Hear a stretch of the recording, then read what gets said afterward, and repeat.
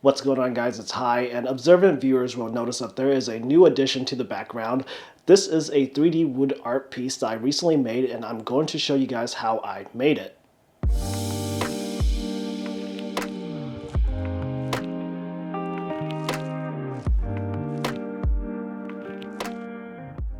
First, let's start with the wood selection.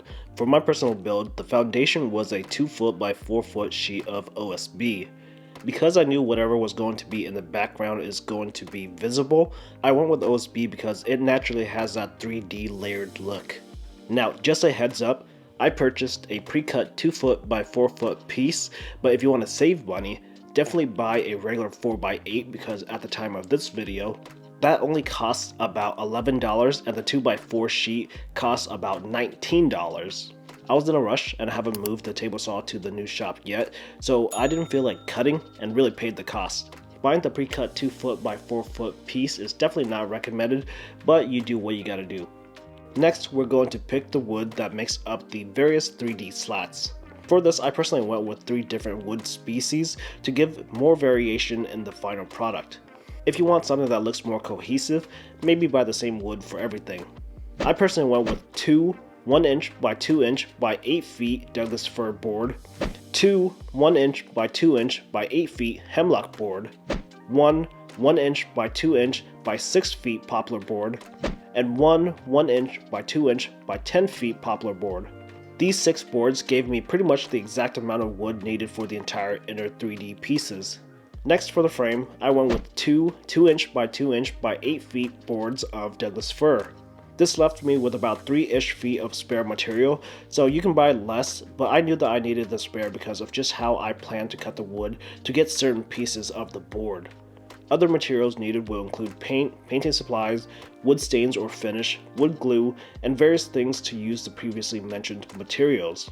I'm not getting super specific right now because you can definitely go with something different, and I'll go over what I used later in this video. Let's get started with actually creating this piece. Again, I have a pre-cut 2-foot by 4-foot piece of OSB, so I didn't have to cut that down. I actually started with the frame. For this, I went with a pretty straightforward approach by just laying the boards over the OSB and marking my corners. I went with an overlapping design that gave me only one exposed wood edge per corner. This takes a few extra cuts, but I thought that it would look better. Next, let's move to the inner slats. For this, I started out by doing a rough eyeball estimation of how long I wanted the pieces to be. Remember, there are going to be wood slats coming from both ends, so just make sure to leave enough empty space in the middle. I was able to pretty quickly figure out what sizes that I needed, and I just started to rip all the boards down with little thought. Remember though, you can always take away material, but adding it back is not going to be as easy. So, if you have a bunch of long pieces, you can always cut them down. But if you have a bunch of short pieces, you're pretty much stuck with them unless you want to try and glue everything back together. Throughout my cutting process, I would stop and just gauge how much more wood I thought I needed. I did this just to try and minimize the amount of wood that I would actually use and possibly return a piece of board that I didn't need. In the end though, it turned out that I needed everything that I purchased. But how many slats are needed is largely going to be determined by how many pieces are going to lay on the narrow end. If you have a bunch of vertical pieces, you may need to pick up some more wood.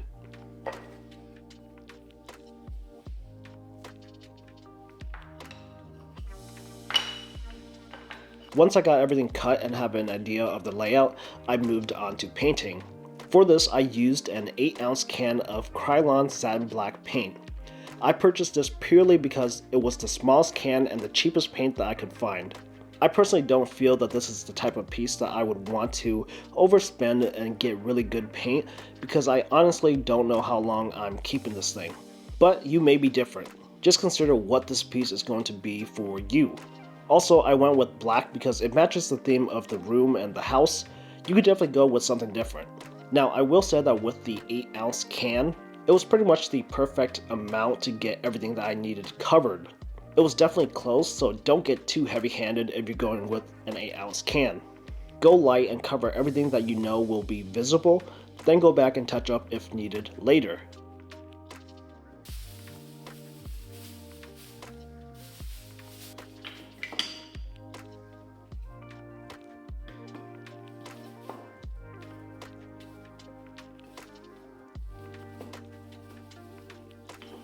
Now that everything's painted and dry, we're going to glue everything down. For my build, I just went pretty quick with the glue. For the frame, I took the time to spread out the wood glue to get good coverage. But with the slats, I just ran a bead down the center and called it good. This is definitely not the ideal way to apply wood glue, but I knew that this piece was going on a wall and no one will be touching it, so I wasn't too worried about my glue job. I knew that it would hold up just fine, and it did. In the end, the finished piece is going to be decently heavy, and I was able to pick it up by the frame with no problems at all. However, because I purposely chose wood that had a bit more character, one of the frame board was actually bowed in the corner. So I decided to hit it with a brad nail, and while I was at it, I did the rest of the perimeter. This was more for cosmetic reasons, and had the bolt not been there, I wouldn't have even bothered because everything was plenty sturdy with just the wood glue. I do want to mention that I used some tung oil to darken some of the slats. This was done to give some extra variation. I oiled up probably less than 10 slats, and the rest are just bare wood. You'll have to use your own judgment and decide if you want to do anything with your project. I left most of the slats unfinished because that's the look that I was going for. For me, this is supposed to be an imperfect piece. There's wood with knots, dents, cracks, and various other things. I purposely did as little fixing up as possible because I wanted the imperfections and actually highlighted it by my choice of wood. Finally, because this piece is heavier than the typical picture frame, I decided to go with a bracket to hang it up. Hillman makes this one. It is 6 inches long and is rated for 75 pounds. This is my first time using this type of hanger, but it works like a French cleat if you're familiar with that. It seems to work just fine holding up my piece with no problems.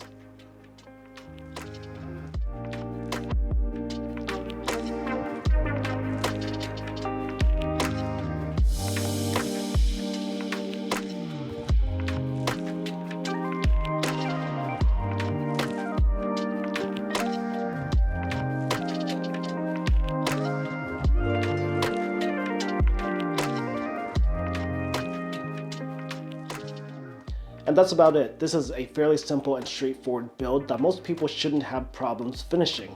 Obviously in this video you saw me using some power tools, but this is the type of project that you can get everything done with just hand tools.